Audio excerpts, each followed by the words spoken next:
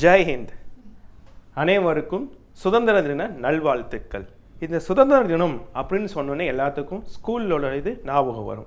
நம்ம ஸ்கூலில் கொடி ஏற்றுவாங்க, சாக்லேட் கொடுப்பாங்க அப்படின்னு தெரியும். இந்த சுதந்திர தினம் அன்னைக்கு ஏன் கொடி ஏற்றுறாங்கன்னு உங்களுக்கு தெரியுமா? சரி, இந்த கொடி நம்மளுக்கு என்ன சொல்ல வருது, நம்ம மற்றவங்களுக்கு என்ன சொல்கிறோம் அப்படிங்கிற விஷயம்.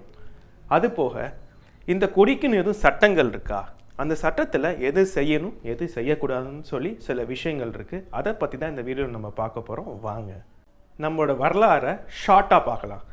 ஆங்கிலேயர்கள் நம்ம நாட்டுக்கு வணிகம் செய்ய வராங்க.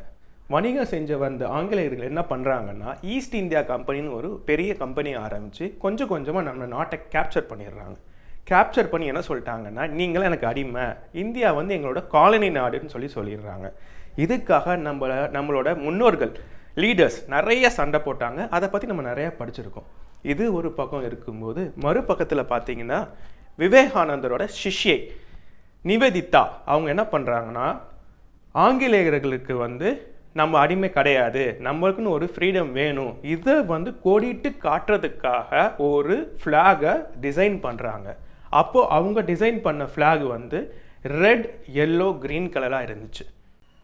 அதுக்கு அடுத்து என்ன நடக்குதுன்னா, ஆந்திராவை சேர்ந்த பிங்கிலி வெங்கையா என்ன பண்ணுறாரு, அவர் ஒரு யோசனை கொண்டு வர்றாரு. என்னென்னா, எல்லாத்துக்கும் காமனாக ஒரு ஃப்ளாக் கொண்டு வரணும் அப்படின்னு சொல்லிட்டு அவர் இந்த ஃப்ளாகை கொஞ்சம் ஆல்டர் பண்ணுறாரு. என்னென்னா, சாஃப்ரான், ஒயிட்டு, க்ரீன், நடுவில் மட்டும் அவர் வந்து ராட்டை, காந்திஜியோட ராட்டையை வந்து வடிவமைக்கிறாரு. இதுக்கப்புறம் என்ன நடக்குதுன்னு சொல்லி பார்த்தீங்கன்னா, நம்ம சுபாஷ் சந்திர போஸ் இருக்காரு பார்த்தீங்களா, அவர் இதே ஃப்ளாகில் நடுவில் மட்டும் பாயும் புலியை கொண்டு வராரு. இதுக்கு அடுத்து என்ன ஆகுதுன்னு சொல்லி பார்த்தீங்கன்னா, நம்ம தலைவரான ராஜேந்திர பிரசாத் தலைமையில் ஒரு கூட்டம் வந்து ஃபார்ம் பண்ணி எந்த ஃப்ளாகை வந்து டிக்ளேர் பண்ணலாம், வடிவமைக்கலான்னு சொல்லி முடிவு பண்ணுறாங்க. அப்போது என்ன பண்ணுறாங்கன்னா, அதே நேஷ்னல் ஃப்ளாகில் ஒரு சின்ன மாற்றத்தை கொண்டு வராங்க. அசோகரோட ஸ்தூபியில் இருக்கிற தர்ம சக்கரத்தை வந்து நடுவில் வைக்கணும் அப்படின்னு சொல்லி முடிவு பண்ணி டிக்ளேர் பண்ணுறாங்க.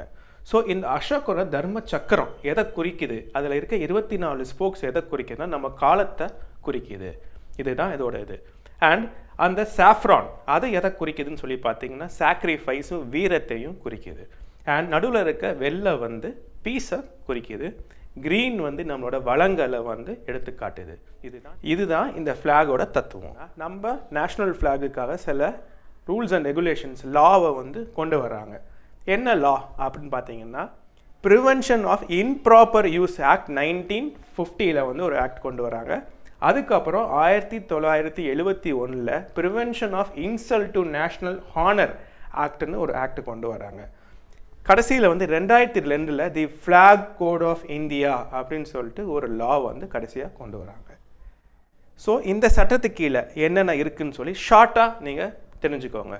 இந்த சட்டத்தில் என்ன சொல்கிறாங்கன்னா, ஒரு நேஷ்னல் ஃப்ளாகாக இருந்துச்சுன்னா அது எப்படி இருக்கணும்னு சொல்லி டிஸ்கிரிப்ஷன் பண்ணுறாங்க. ஒரு பப்ளிக், ஒரு இன்ஸ்டிடியூஷன் அவங்க வந்து எந்தெந்த ரூல்ஸை ஃபாலோ பண்ணணும் ஃப்ளாக் ஏற்றும் போது அப்படின்னு சொல்லிட்டு, ஒரு ஸ்டேட் கவர்மெண்ட் இருக்காங்க இல்லை சென்ட்ரல் கவர்மெண்ட் இருக்காங்களா அவங்க வந்து எந்தெந்த இதை வந்து ஃபாலோ பண்ணணும்னு சொல்லி தெளிவாக இதில் வந்து இந்த சட்டத்தில் கொடுத்துருக்காங்க.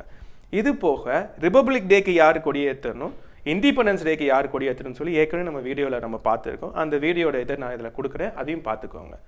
இப்போ என்னென்ன செய்யக்கூடாதுன்னு சொல்லி இந்த சட்டத்தில் சொல்கிறாங்க, நீ தெரிஞ்சுக்கோங்க. சில முக்கியமான விஷயங்களை மட்டும் நான் சொல்கிறேன். ஃப்ளாகை மிதிக்கவோ கசக்கவோ எரிக்கவோ கூடாது. அது போக அந்த ஃப்ளாகில் எதுவும் எழுதுறது வந்து தவறு. அந்த ஃப்ளாகை தலைகீழாக பறக்க விட்டாலும் தவறுன்னு சொல்லி இந்த லாவில் சொல்கிறாங்க. ஜெய் ஹிந்த்.